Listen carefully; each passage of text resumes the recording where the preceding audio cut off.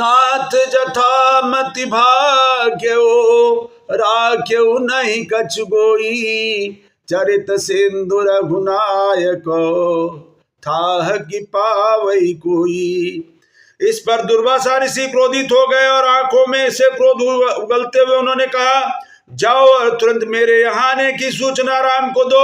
यदि तुमने मेरी आज्ञा का उल्लंघन करने की मूर्खता की तो मैं तुम्हें राम भरत तथा समूचे इच्छा को वंश को संपूर्ण कौशल राज को शाप दे दूंगा।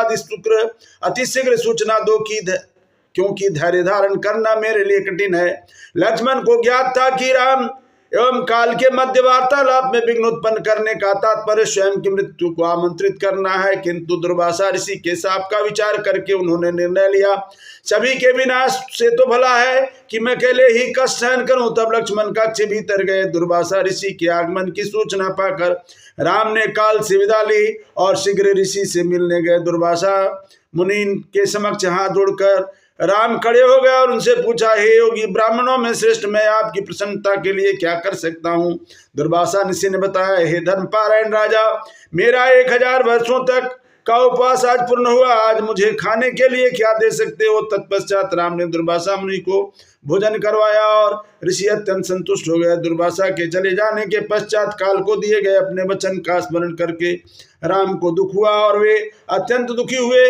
अपने निकटतम संगी से बिछड़ने का भय उदासी में सिर झुकाकर खड़े हो गए। तब लक्ष्मण अपने शोकाकुल भ्राता के निकट गए और प्रसन्नचित्त होकर बोले, हे राम, उसका शोक न करें, जो प्रारब्ध में हो हाथ में है वह अवश्यम भावी है। अनासक्त होकर आपको कर्तव्य का पालन करना चाहिए, अतः अपने वचन को निभाते हुए निसंकोच मुझे निष्कासित कर दीजिए। राम ने मंत्रियों को बुलाया और उन्हें सारी घटना सुनाकर उनसे परामर्श मांगा। दृश्यमय के मौन के पश्चात वशिष्ठ ने बताया, मेरे प्रिय राम, आपके दिव्य घटित होने वाले सभी घटनाओं को मैंने यौगिक शक्ति के बल से जान लिया। अब आपको अपना वचन निभाना चाहिए, अन्यथा आपकी जीवन भर की धर्मपारायणता विफल हो जाएगी। धार्मिक नियमों का ह्रास से विश्व का क्रमशः नाश होने लगेगा, अतः सत्य का अवलंबन करके लक्ष्मण का बहिष्कार करे। राम गंभीरता से इस विषय पर विचार करने लगे। तब उन्होंने सभा में घोषणा की, धर्म का पालन करने के लिए मैंने लक्ष्मण को अयोध्या से निष्कासित करने की आज्ञा दी है।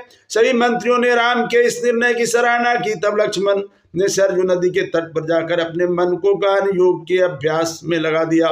समय आने पर राजा इंद्र अकस्मात अपने दिव्य रथ पर आरूढ़ होकर वहां प्रकट हुए। इस प्रकार अपने उस दिव्य शरीर से लक्ष्मण गंधर्वों गायन करते हुए